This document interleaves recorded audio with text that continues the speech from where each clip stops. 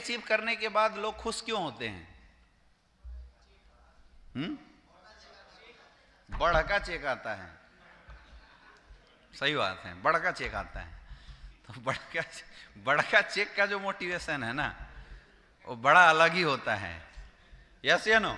बहुत सारे लोग एसएलपीएस ज्वाइन क्यों करते हैं? वो बड़का चेक की वजह से। यस या नो? सबसे बड़ी जो मोटिवेशन डायरेक्ट सेलिंग में देती है मेरे दोस्त, वो देती है चेक साइज, आपकी इनकम। लेकिन छोटे लेवल की इनकम करना और बड़े लेवल की इनकम तक जाना और अपने बिजनेस को लगातार ग्रो करना, that is not the easy thing. ये एक बहुत बड़ा चैलेंज होता है जो कि इतनी आसानी से नहीं होगा। दिक्कत क्या है, डायरेक्ट सेलिंग इंडस्ट्री को बहुत सारे लोग हल्के में ले लेते हैं, बहुत ही इजी वे में ले लेते हैं, और उनको लगता है कि मैं जिस तरीके से धंधा कर रहा हूं उसी तरीके से धंधा हो जाएगा। तो आप गलत हैं।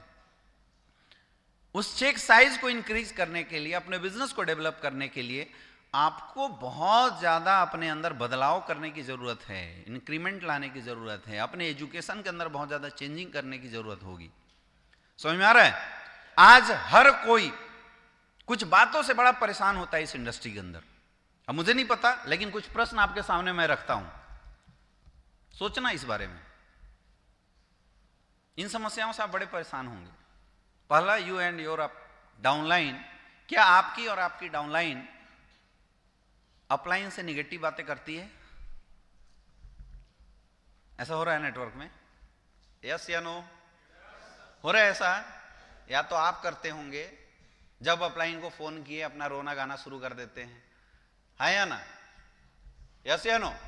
कभी प्रोडक्ट की समस्या को लेकर खड़े हो जाते हैं, कभी टीम की समस्या को लेकर खड़े हो जाते हैं, कभी बोनस नहीं चला इसकी समस्या को लेकर खड़े हो जाते हैं, कभी इंसेंटिव नहीं चला इस समस्या को लेकर खड़े हो जाते हैं।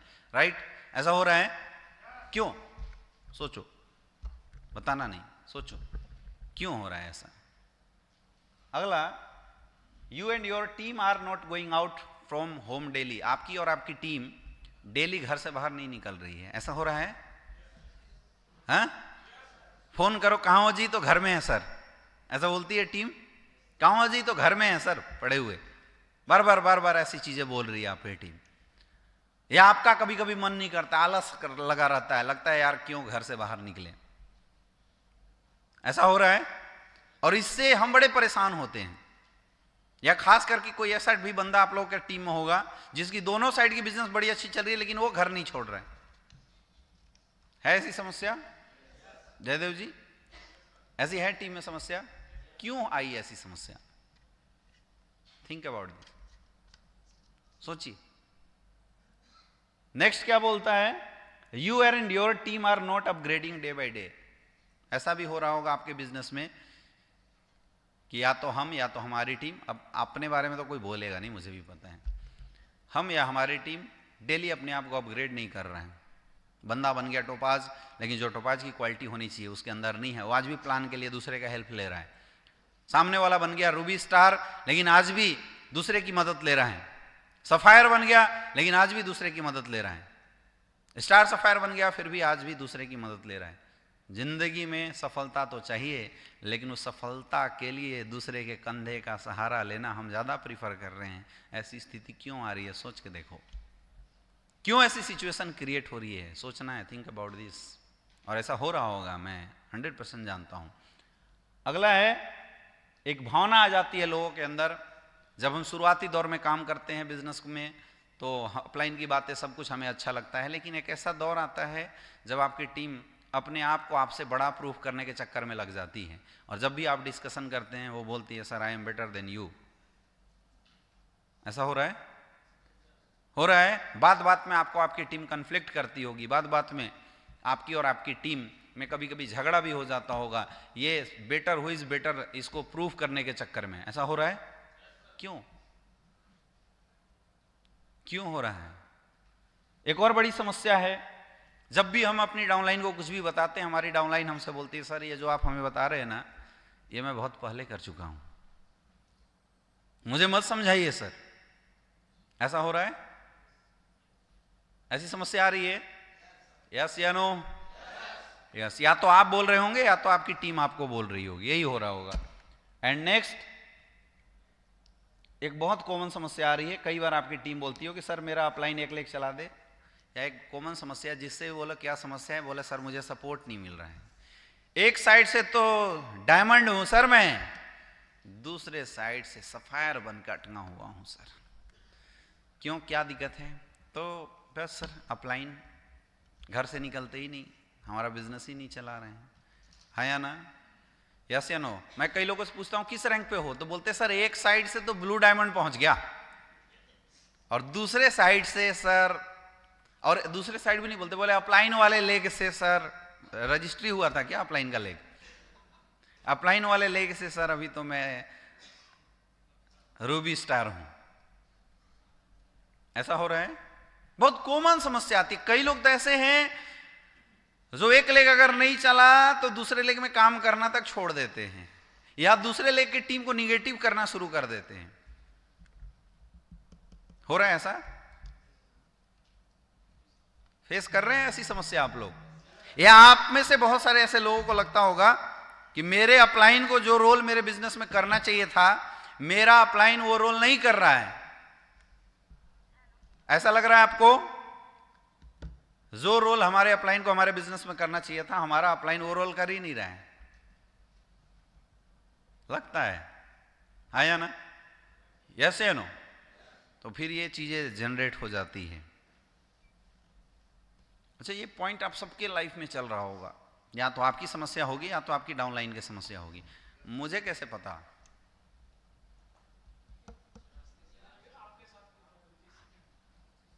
क्योंकि जिस डेंजर जोन से आप गुजर रहे हैं उस डेंजर जोन से मैं गुजर चुका हूं। मैं हमेशा बोलता हूं 4 रैंक एसएलपीएस वेलनेस का सबसे खतरनाक रैंक है। सबसे ज्यादा लोग अगर डेड हो रहे हैं या डेड होते हैं, खत्म होते हैं, जिनकी करियर बर्बाद होती है, तो इन्हीं 4 रैंक पे होती है। Topaz, Ruby star, sapphire and star sapphire, ये 4 वेरी डेंजरस रैंक। इन चारों रैंक का लीडर जब मेरे पास कोई फोन करता है तो मैं क्वेश्चन मार्क लगा के खड़ा रहता हूँ, वो हड्डी वाली साइन लगा के मैं देखता हूँ। ये बहुत डेंजर जोन है और मुझे पता है यहाँ जितने भी लोग बैठे हैं वो सारे इसी डेंजर जोन से बिलोंग करने वाले लोग हैं, है या ना? पता है ये रैंक डेंजर क्यों है? क्योंकि इस रैंक पे पहुंचने के बाद एक मोटा चेक आता है 1.5 लाख, और जब एक साथ 1.5 लाख का चेक अकाउंट में आता है तो पॉकेट आराम से गर्म हो जाते हैं, हाँ या ना? यस या नो? इन रैंक पे ना हम गरीब होते हैं और ना ही हम अमीर होते हैं। इतने भी हम गरीब नहीं हैं, इतने भी हमारी कंडीशन खराब नहीं है कि कोई अपने को हिला डुला दे। और इस रैंक पे पहुंचने के बाद हम इतने भी ऊपर नहीं पहुंच गए कि हमारी सोच बढ़ जाए। सबसे बड़ी प्रॉब्लम यही है कि ना हम बहुत हाई लेवल पे हैं और ना ही बहुत लो लेवल पे हैं। भाई 1.5 लाख का चेक है, कोई ऐसे थोड़ी हिला देगा, यस या नो? इस इंडस्ट्री में जब कोई बंदा आता है फ्रेश तरीके से, वो इस इंडस्ट्री को जानता नहीं है, उसकी कोई मार्केट में समाज के अंदर उस रूप से जो वैल्यू यहाँ इस इंडस्ट्री के अंदर मिलती है वो किसी को मिल रहा नहीं है। जब इस इंडस्ट्री में कोई बंदा आता है, आने के बाद जिसके 10 फॉलोअर नहीं थे, इस इंडस्ट्री में आने के बाद उसके पास हजारों फॉलोअर हो जाते हैं, यस या नो? लोग उसको सर बोलते हैं, यस सर, जी sir, hello sir, how are you sir, उसकी पहचान हो जाती है। बड़े बड़े लोग ऑडी, BMW, मर्सिडीज वाले लीडर्स उसको वैल्यू देना शुरू कर देते हैं जब वो कुछ सेल डालना शुरू करता है। तो पहले कोई पीछे नहीं था, पीछे कुछ लोग खड़े हो गए, 5, 10, 15 हजार, 500 लोग खड़े हो जाते हैं। और वो लोग, सबसे अच्छी बात है कि हमें अपना आइडियल मानते हैं, हमें गुरुजी बोलते हैं, हमें अपने सिचुएशन में बहुत अच्छा फील करते हैं, हमारे साथ एक्चुअल वो लोग कनेक्टेड होते हैं। तो हमारे पीठ पीछे जैसे कोई खड़ा होता है तो एक और चीज जन्म लेता है, ईगो। भाई हमने कुछ किया है तभी तो लोग हमारे पीछे हैं, हमने कुछ किया है इसलिए तो 1.5 लाख की चेक है, हमने कुछ किया है इसलिए तो 2,30,000 का चेक है। यस या नो? यस या नो? ईगो जन्म देता है और ईगो साथ में हमारे अटैच हो जाता है, और यही ईगो सत्यानाश करता है। फिर जब हमारा अपलाइन हमें कुछ समझाने की कोशिश करता है तो हमें लगता है कि जो अपलाइन बोल रहा है वो चीज सही नहीं है, मैं जो सोच रहा हूं वो सही है।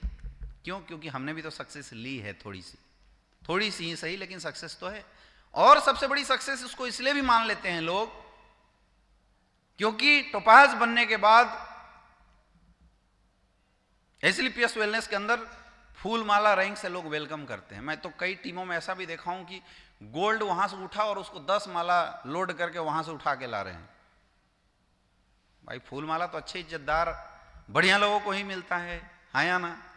और टोपाज तो आए तो फिर पीछे से बिल्कुल एकदम भीड़ आ रही है, जय जयकार हो रहा है। फोन करे तो लोग यस सर यहाँ आ जाता हूँ सर, यस गुरुजी, इस टाइप की थोड़ी रिस्पेक्ट मिलनी शुरू हो जाती है।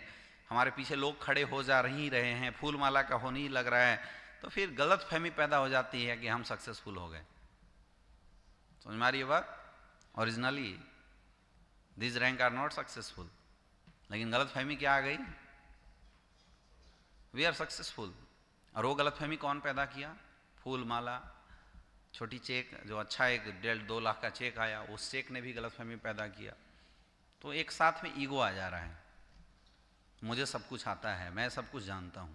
और उस ईगो के चक्कर में ये रैंक छोटी छोटी मिस्टेक करना शुरू कर देती है। ये रैंक डेवलपमेंट से अपना ध्यान हटा देती है। कई सारे जगहों पे ऐसा भी देखने में आता है कि ये रैंक पॉलिटिक्स करना शुरू कर देती है। क्या बोलूं कि वो बंदा ना अप्लायंस से भड़क के मेरे साथ आ जाए। समझ में आ रहा है? और पता नहीं चलता, लोग अपने पैर पे ही कुल्हाड़ी मारना धीरे धीरे धीरे धीरे शुरू कर देते हैं। उन्हें लगता है वो सही कर रहे हैं, लेकिन वो गलत कर रहे होते हैं। अब ये नॉलेज कौन दिलाए, ये बात समझाए कौन कि तू सही कर रहा है गलत कर रहा है? ये समझाने का काम किसका था? अपलाइन का था। लेकिन दिक्कत यह है कि हम तो अपलाइन से ज्यादा समझदार खुद को समझने लगे, तो अपलाइन की बात भी सुनते नहीं है। धीरे धीरे जो बहुत अच्छा बहुत बड़ा बिजनेस हुआ था, वो बिजनेस धीरे धीरे उसकी ग्रोथ खत्म होने लगती है। लोग नए नए अपनी आइडियाज़ लगाना शुरू कर देते हैं, अपने तरीके से बिजनेस को डेवलप करने की कोशिश करने लग जाते हैं।